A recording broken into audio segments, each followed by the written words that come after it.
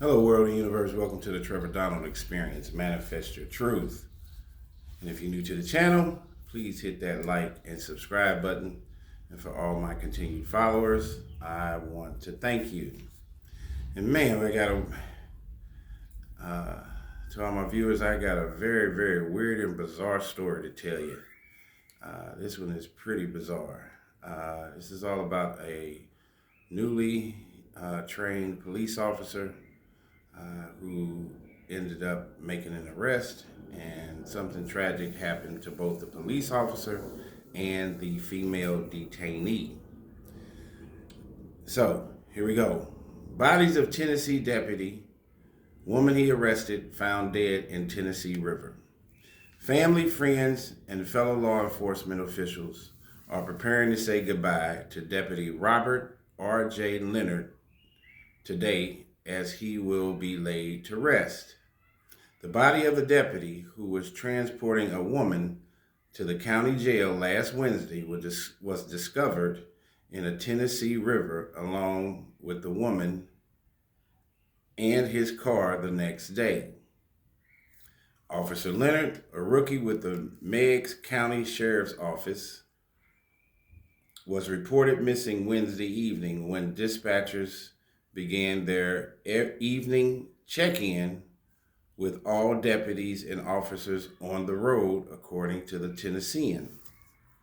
Every deputy or officer that was out checked in and said they were okay, but not Deputy Leonard, District Attorney General Russell Johnson said at a press conference on Thursday. So, for the next several hours, as surrounding agencies learned what was going on, began responding to this area. Given that Leonard had responded to an incident close to the river, the Tennessee Wildlife Resource Agency began a visual sweep of the water. His phone also pinged in the area of the river, said authorities. Cell phone and tracking data eventually led responders to an area near a boat ramp. This is a really weird case, where officials said several other vehicles have rolled into the water, according to the Police Benevolent Foundation, who set up a memorial fund to help Leonard's family. This all happened this week.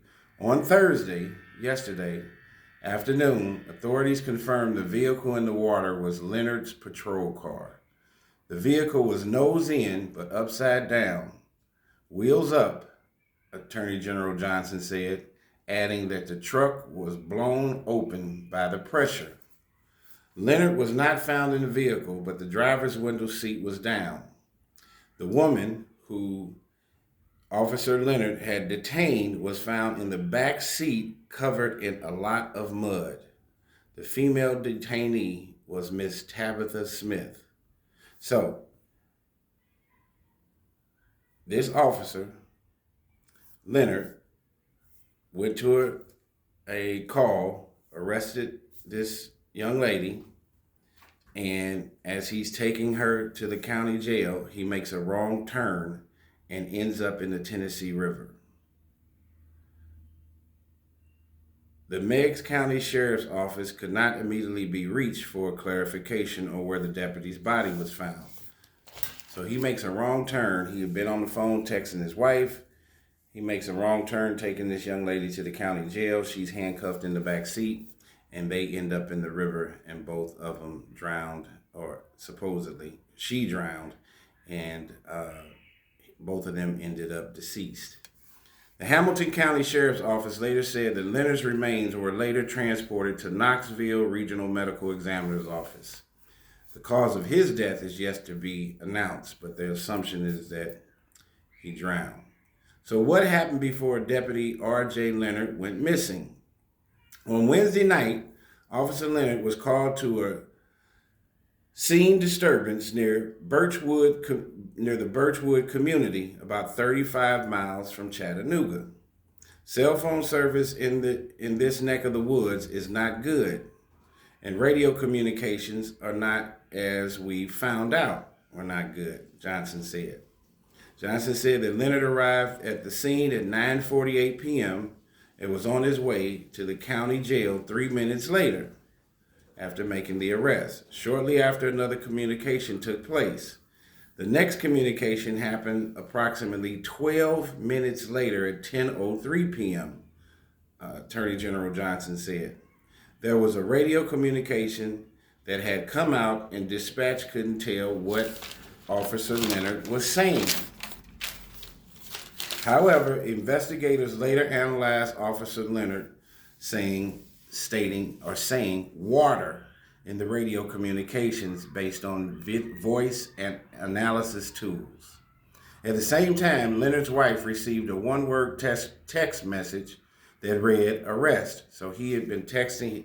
He had only been an officer for a couple of weeks. He makes this arrest on this female detainee. I guess he's excited. He texts his wife to say he made an arrest. And his wife responded to the text, though his phone never got the message. So, of course, in Tennessee, it's very wooded, and if anybody's ever been to the state of Tennessee, especially in the rural areas, Johnson said that authorities would continue to investigate the incident, determine the cause of the accident. He said, we're operating under the theory that it was an accident. He missed his turn, he wasn't familiar with, and he was doing other things that may have caused him to go into the water. He was distracted, Johnson said. There's some skid marks and some scratch marks too. So there's some indication that he was on the brakes, at least trying to stop. Officer Leonard has been part of the team for only 2 months, Meigs County Sheriff Brian Malone said in the press conference. So he'd been with them for a couple of months, but he had been real active and made his arrest in the last few weeks.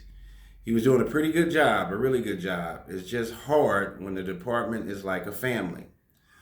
Officer Leonard was 35 years old, who was originally from New York, and he's survived by his wife, Krista Leonard, and their 5 children, his mother and 2 siblings. What a crazy, traumatic story. So if I was talking too fast, let me give you the summation.